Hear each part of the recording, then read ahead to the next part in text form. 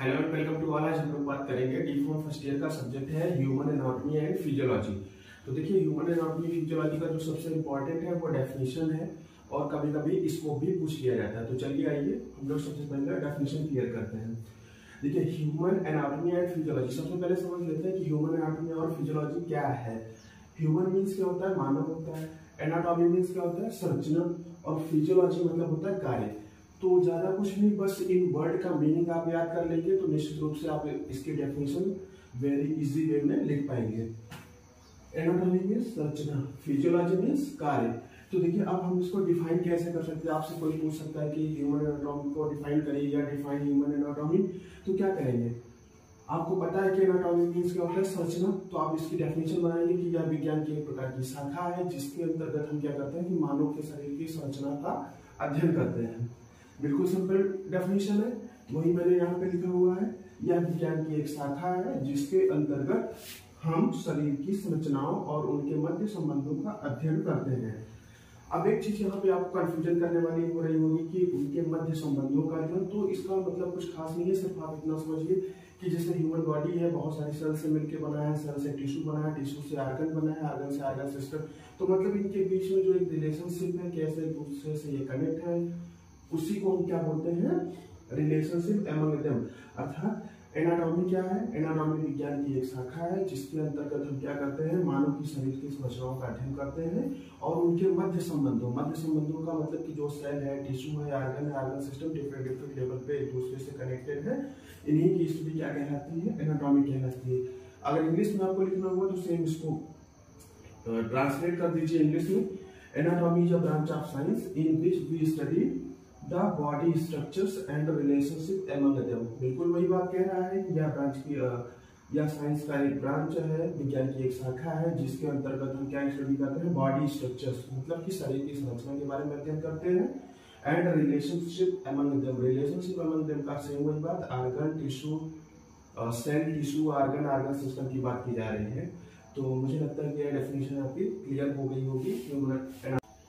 अभी तक हमने ह्यूमन एनाटॉमी को समझा, अब चलिए समझते हैं फिजियोलॉजी का। तो देखिए एनाटॉमी का मतलब मैंने बताया था संरचना और फिजियोलॉजी का मतलब बताया था कार्य। तो ये दो वर्ड आप हमेशा याद रखेंगे। एनाटॉमी की जब भी बात आएगी आपके मन में तुरंत आ जाना चाहिए कि एनाटॉमी में संरचना होती है। फिजियोलॉजी वर्ड आएगा तो तुरंत आपको समझ जाना चाहिए कार्य की बात हो रही है। तो फिजियोलॉजी क्या है, जैसे मैंने बताया कि एनाटॉमी में क्या होता है कि मानव शरीर की संरचना का अध्ययन करते हैं, सेम उसी तरह से जो फिजियोलॉजी है आप सिंपल से इतना समझिए कि मानव शरीर में जो भी क्रियाएं हो रही हैं, मानव के शरीर में जो भी फंक्शंस हो रहे हैं, कार्य हो रहे हैं, उन्हीं का स्टडी क्या कहलाता है, फिजियोलॉजी कहलाता है। तो चलिए डेफिनेशन देखते हैं। किसी भी सजीव में उनके कार्यों और क्रियाविधि का अध्ययन ही फिजियोलॉजी कहलाता है। मतलब चाहे हम ह्यूमन बॉडी कहते हैं या लिविंग बीइंग, कोई भी सजीव की बात करें तो उनमें जो भी क्रिया हो रही है, जैसे मान लीजिए कि ह्यूमन बॉडी है हमारा, हम रिस्पायरेशन कर रहे हैं, ब्लड का सर्कुलेशन हो रहा है, तो ये सब क्या है, ये फिजियोलॉजी है, हमारे बॉडी का एक कार्य है। तो इन्हीं की स्टडी किसके अंतर्गत आता है, वो फिजियोलॉजी के अंतर्गत आता है। तो देखिए इंग्लिश में डिफाइन कैसे इसको हम करेंगे, physiology is the study of body functions and mechanism in a living system. आप इतना भी कर सकते हैं कि physiology is the study of the body functions and mechanism. Living system means वही सजीव, चाहे ह्यूमन बॉडी हो या कोई भी लिविंग बीइंग हो, एनिमल हो, कुछ भी हो। तो स्पेशली फिजियोलॉजी की बात करें, ह्यूमन एनाटॉमी फिजियोलॉजी की जब बात करेंगे तो physiology is the study of the body functions. तो ये आपका डेफिनेशन मुझे लगता है कि क्लियर हो गई। एनाटॉमी का डेफिनेशन होगा तो क्या होगा, एनाटॉमी विज्ञान की एक शाखा है जिसके अंतर्गत हम क्या करते हैं, मानव के शरीर की संरचनाओं का अध्ययन करते हैं। जब फिजियोलॉजी की बात होगी तो आप सीधा सीधा समझिएगा कि ये इसमें क्या करते हैं, बॉडी के फंक्शंस की स्टडी करते हैं कि कैसे हम रिस्पायरेशन कर रहे हैं, कैसे हमारा ब्लड सर्कुलेशन हो रहा है, किस तरह से हमारा फूड डाइजेस्ट होना है। तो इन सब सारी चीजों की स्टडी हम किसके अंतर्गत करेंगे, फिजियोलॉजी के अंतर्गत करेंगे। अब हम लोग बात करेंगे scope of human anatomy and physiology के बारे में। मतलब कि जो मानव शरीर की संरचना है, कार्य है, इसका क्या स्कोप है, किस लिए हम इसको स्टडी करते हैं। तो देखिए कुछ पॉइंट्स मैंने लिखे हैं, आइए कि करके इनको डिस्कस करते हैं। सबसे पहला स्कोप तो यही है कि मानव के शरीर की संरचना और कार्यों को जानना। तो आपका सब्जेक्ट है ह्यूमन एनाटॉमी एंड फिजियोलॉजी, तो सबसे पहला स्कोप तो आपका यही हो जाएगा कि मानव के शरीर की संरचना और कार्यों को जानना ही आपका स्कोप होगा एचएपी का।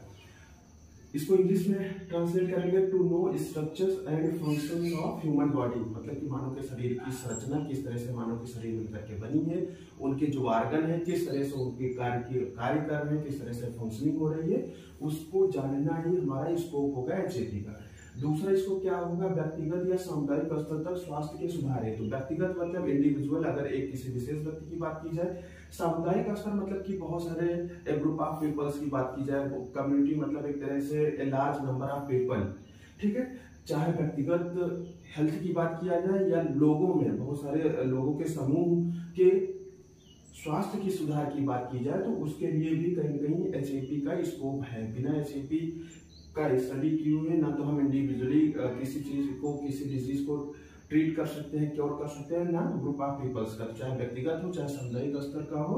अगर उनके स्वास्थ्य को सुधारना है तो हमें एचएपी की जरूरत पड़ेगी। तीसरा इसका इंग्लिश में देखिए effective maintenance of individual and community health, मतलब कि इफेक्टिव मेंटेनेंस सुधार के लिए, व्यक्तिगत सुधार के लिए चाहे कम्युनिटी सुधार के लिए, हेल्थ सुधार के लिए हमें एचएपी का जरूरत पड़ेगी। तीसरा है स्वास्थ्य के मानक को जानने के लिए। स्वास्थ्य के मानक क्या है, जैसे मान लीजिए कि ह्यूमन का मानव का रेस्पिरेटरी रेट 1 मिनट में कितना होना चाहिए, 15 से 20 होना चाहिए। एडल्ट की बात कर रहा हूँ। हार्ट बीट कितना होना चाहिए, 72 होना चाहिए। बीपी कितना होना चाहिए, 120/80 होना चाहिए। तो ये सब क्या है, पैरामीटर है आपके हेल्थ के। अगर आप एचएपी पढ़े रहोगे, एचएपी के बारे में जाने रहोगे, तभी इन सबके फिजियोलॉजी के बारे में आपको पता हो पाएगा कि कितना रेस्पिरेशन होना चाहिए 1 मिनट में, कितना बीपी होना चाहिए, कितना हार्ट बीट होना चाहिए। तो निश्चित रूप से कह सकते हैं कि अगर आपको हेल्थ के पैरामीटर जानना है, अपने स्वास्थ्य के मानक को जानना है, तो निश्चित रूप से एचएपी को पढ़ना होगा। यही इसका स्कोप होता है। पॉइंट है किसी भी बीमारी को समझने व उसके निदान के लिए। तो देखिए किसी भी पर्सन को किसी भी प्रकार की डिजीज होती है, बीमारी होती है, तो सबसे पहले उसको समझना, उसको आइडेंटिफाई करना, उसको डायग्नोज करना सबसे पहला जरूरी होता है। फिर उसका ट्रीटमेंट करते हैं। तो ये किसके द्वारा संभव है, आपके एचएपी के द्वारा संभव है, ह्यूमन एनाटॉमी और फिजियोलॉजी के द्वारा ही। तो निश्चित रूप से इसको इसका ये भी हो गया कि किसी भी बीमारी को समझने या उसके निदान करने में, तो इंग्लिश में बोलेंगे तो for understanding disease and it's treatment, मतलब किसी भी बीमारी को जानना कि इसको भी बुखार है तो किस प्रकार का, टाइफाइड बुखार है, मलेरिया बुखार है, तो वही बोला गया है कि किसी भी बीमारी को समझना और उसके ट्रीटमेंट के लिए। नेक्स्ट पॉइंट है आपका कैरियर के क्षेत्र में। देखिए कैरियर के क्षेत्र में तो वही है कहीं ना कहीं, अगर आप डॉक्टर बनते हैं, फार्मासिस्ट का कोर्स करते हैं, कुछ भी पढ़ते हैं, नर्सिंग का करते हैं, तो कहीं ना कहीं ह्यूमन एनाटॉमी और फिजियोलॉजी आपको पढ़ना ही होता है। तो निश्चित रूप से हम कह सकते हैं कि career in health related field, जो आपका एचएपी है, इसका स्कोप है कि एक कैरियर के क्षेत्र में भी आप अपना प्लेटफॉर्म बना सकते हैं एचएपी को पढ़ करके। नेक्स्ट है सर्जरी तकनीक का निर्धारण करने के लिए। सर्जरी तकनीक का मतलब सर्जरी जो ऑपरेशन वगैरह डॉक्टर्स करते हैं वो पॉसिबल है, संभव है एचएपी के स्टडी के कारण ही। अगर एचएपी के बारे में नहीं नॉलेज रहेगी तो उनको पता नहीं होगा कि कहाँ से कट लगाना है, कहाँ से किस टाइप का लेयर होती है, किस लेयर को कट करना है। तो निश्चित रूप से हम कह सकते हैं कि ये जो पॉइंट्स हैं वो स्कोप ऑफ एचएपी को कहीं ना कहीं शो करते हैं, और आप इन पॉइंट्स को लिख सकते हैं एग्जाम के लिए। लोग स्टार्ट करते हैं अब level of structure organization of human body. अभी तक हम लोगों ने ह्यूमन एनाटॉमी का डेफिनेशन, फिजियोलॉजी का definition, scope of human anatomy और फिजियोलॉजी को पढ़ा। अब हमारा जो टॉपिक है वो है level of structure organization of human body, अर्थात बॉडी को डेवलप होने में कौन कौन से लेवल या किन किन स्तर पे हमारा जो बॉडी है वो डेवलप हुआ है। तो सबसे पहले देखिए केमिकल लेवल। केमिकल लेवल में क्या है कि बहुत सारे जो आपके एटम्स हैं, एटम्स मिलकर के क्या बनाए, मॉलिक्यूल्स बनाए, और फिर जब मॉलिक्यूल्स बन गया तो दूसरे स्टेप पे बन गया क्या, हमारा सेलुलर लेवल, अर्थात यही जो एटम्स मिलकर के मॉलिक्यूल्स बनाए, अब यही मॉलिक्यूल्स क्या किए, हमारा कोई एक लिविंग मैटर बना दिया, जिससे हमने क्या कह दिया, सेल कह दिया। उसके बाद बहुत सारी जब सेल्स मिलकर के क्या बनाएंगे, टिश्यू बनाएंगे। आपको पता है कि कोशिकाओं के समूह को ऊतक कहते हैं। तो large number of group of cells is called tissue. तो ये जहाँ पे टिश्यू बन गया, टिश्यू भी 3-4 प्रकार के, जैसे मान लीजिए आपका एपिथेलियल हो गया, कनेक्टिव हो गया, नर्वस टिश्यू हो गया, तो डिफरेंट टाइप के टिश्यू बन गए। नेक्स्ट आपका जो स्टेप होगा वो होगा आर्गन लेवल। जब बहुत सारे टिश्यू बन गए, एक तरह का परफॉर्मिंग करने लगे, उनका एक कैरेक्टरिस्टिक हो गया उन टिश्यूज का, तो क्या बना लिए, आर्गन बना लिए। चाहे आपका स्टमक की बात करें, चाहे इंटेस्टाइन की बात करें, तो इस लेवल पे क्या हुआ, आर्गन हमारा डेवलप हुआ।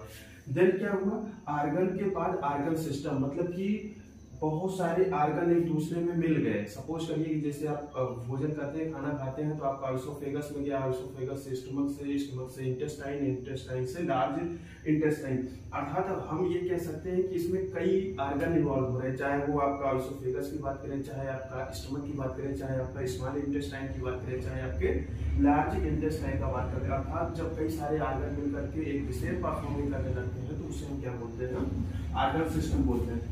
नेक्स्ट है आपका ऑर्गेनाइजेशन ऑफ ह्यूमन बॉडी। जब बहुत सारे आर्गन मिल करके फंक्शन की परफॉर्मिंग करने लगते हैं, उसके बाद का जो स्टेप होता है हमारा, वो ह्यूमन बॉडी बन करके तैयार हो जाता है। तो अगर आपसे कोई पूछता है कि level of structure organization of human body में कितने लेवल होते हैं, तो टोटल लेवल कितने होते हैं, काउंट कर लीजिए, 1 2 3 4 5 6।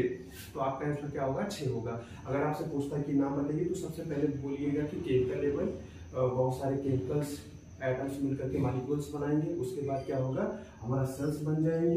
सेल्स बनने के बाद टिश्यू बनेगा, टिश्यू बनने के बाद आर्गन बन जाएगा, और आर्गन, कई आर्गन मिलकर के क्या बनाएंगे, आर्गन सिस्टम बना लेंगे। उसके बाद ह्यूमन बॉडी कंप्लीट।